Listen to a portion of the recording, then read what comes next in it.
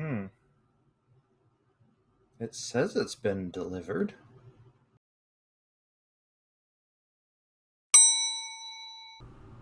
Ooh.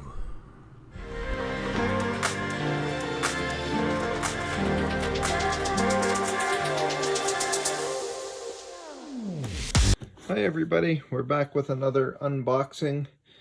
I've been working pretty hard on a lot of projects, getting ready for some launches for Battlefront, and I've been running through a lot of my regular products. Plus, as I said I would do with the channel, I've been working pretty hard learning about new techniques from other sectors of the hobby of building in miniatures, so I thought I should try out some new products. So I'm quite excited about this order. There's a few things in here. Let's take a look.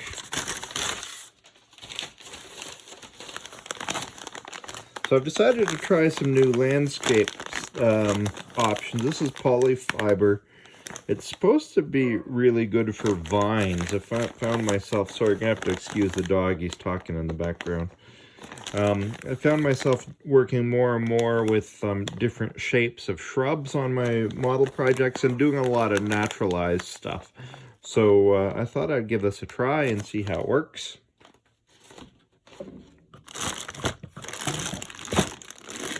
And a mixed bag of stuff.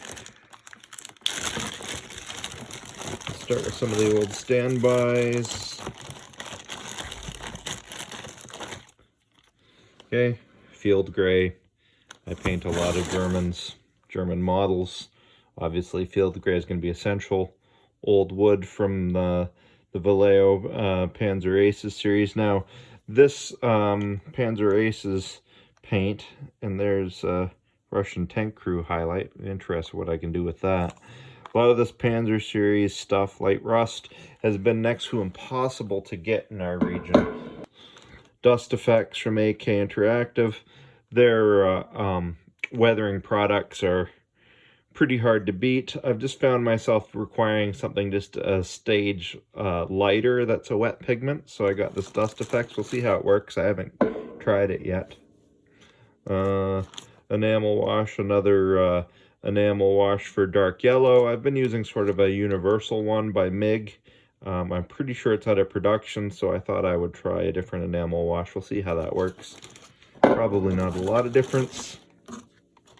Matte varnish. I've been doing so much terrain recently. I've been going through matte varnish at an unprecedented rate, so we need more of that. If you don't use varnishes on your models, it really does help protect them.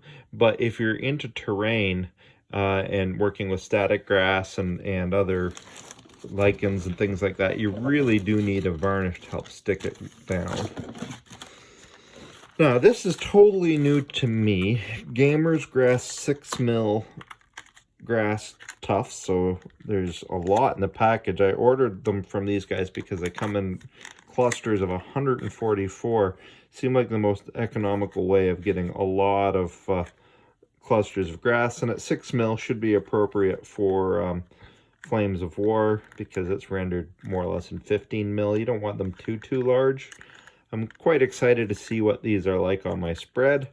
As you guys know, I normally build my grass myself, but I've been wanting to get more of a variety, and this looked like a pretty good product, so I thought I'd give it a try. We'll see how it works out. Got 3 different colors, just dry, burnt, and mixed green color. Just to up the variety a bit. We'll see how it goes. I'm currently doing a build to get ready for Migration Axis Allies launch, and I can use some more grass tufts for that. So here is a new set of dry pigments. I've been experimenting a lot with dry pigments. I've been enjoying using pigments far more than I anticipated I would. They create a really nice matte texture on all your surfaces, and I really like working them into my terrain on the ground. So I've got Desert Dust, which I think I've already got, Light Sienna, Slate Gray, and Natural Sienna. Just broadening my options a bit for pigments. we'll see what I can do with those. It's a fun thing. This is what I was really excited about, was I finally found a source for the Flames of War Vallejo paint sets. They didn't have many in stock, but they did have the utility one. I've been trying to get my hands on this for many months. They seem to be about as rare as hen's teeth. That's how old I am. I use old guy slang. So what have we got? Uh-oh. Damage. Hopefully that's not dried out. I've got spare caps. I might have to talk to the seller about that. Flat flesh, just another flesh tone. Always good to have. Sepia wash.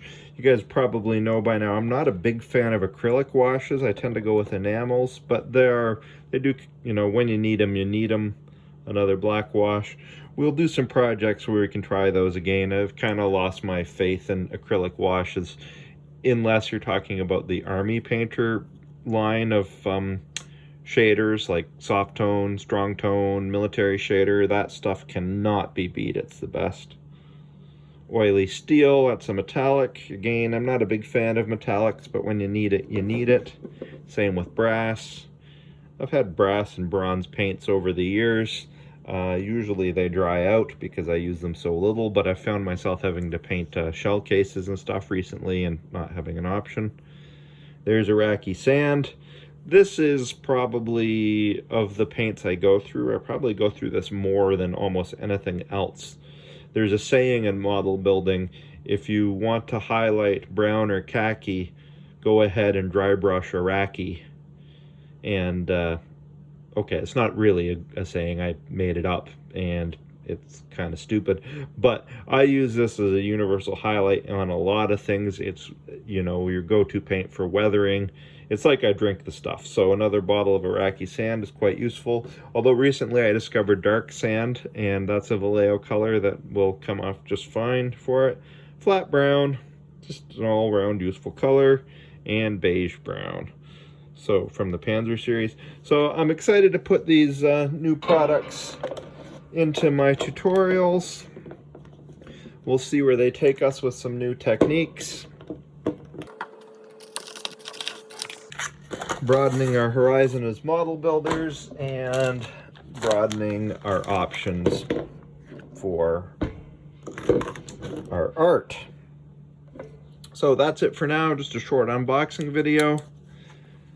We'll come back soon with some builds using this stuff. So until next time, remember to keep building life in miniature.